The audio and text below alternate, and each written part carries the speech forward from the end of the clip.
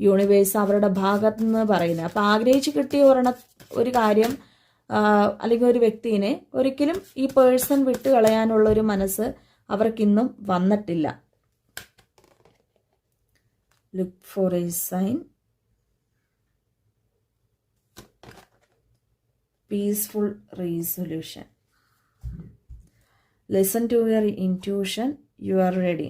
Okay, അപ്പം നമുക്ക് ഈ ഒരു റീഡിങ്ങിൽ കാണുന്നൊരു കാര്യം എന്ന് വെച്ചാൽ, നിങ്ങൾ സ്നേഹിക്കുന്ന പേഴ്സണിൽ നിന്നും നിങ്ങൾ ഇതിൻ്റെ അകത്തുനിന്നും മാറിപ്പോവേണ്ട കാര്യമില്ല എന്ന് തന്നെയാണ് കാണിക്കുന്നത്.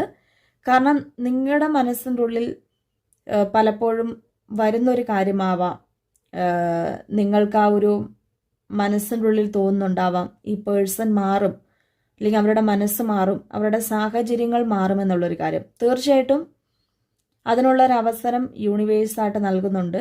കാരണം ഇവിടെ അവരുടെ പ്രാരാബ്ധങ്ങളാണെങ്കിലും ഇപ്പം നിലവിൽ വന്നിരിക്കുന്ന പ്രശ്നങ്ങളാണെങ്കിലും ഉടനെ തന്നെ കഴിയാനുള്ളൊരു സാധ്യതകൾ കാണുന്നുണ്ട്.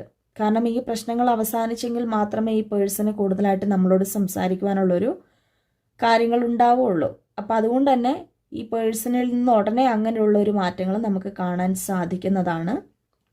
അവരുടെ ജീവിതത്തിൽ അവർ വിചാരിക്കാത്ത പല പ്രശ്നങ്ങൾ ഇപ്പോൾ ഉണ്ടായിട്ടുണ്ടെങ്കിൽ അത് തീർച്ചയായിട്ടും യൂണിവേഴ്സായിട്ടും മാറ്റിക്കൊടുക്കുന്നതുമാണെന്നാണ് കാണിക്കുന്നത്. അപ്പം നിങ്ങൾ അതിനു വേണ്ടി തയ്യാറായിട്ട് തന്നെ നിൽക്കുക. നിങ്ങൾ ഈ പേഴ്സണെ വിട്ട് നിങ്ങൾ മറ്റൊരു ജീവിതത്തിന് വേണ്ടിയോ അല്ലെങ്കിൽ മറ്റൊരു പേഴ്സണിന് വേണ്ടിയോ അല്ലെങ്കിൽ സെൽഫ് ലവിന് വേണ്ടിയോ നിങ്ങൾ പോവേണ്ടതില്ല. കാരണം നിങ്ങളോട് വെയിറ്റ് ചെയ്യാനാണ് പറയുന്നത്. ഈ ടൈമിൽ ലെറ്റ് ഗോ എന്ന് പറയുന്ന ഒരു ഓപ്ഷൻ കാണുന്നുണ്ട്.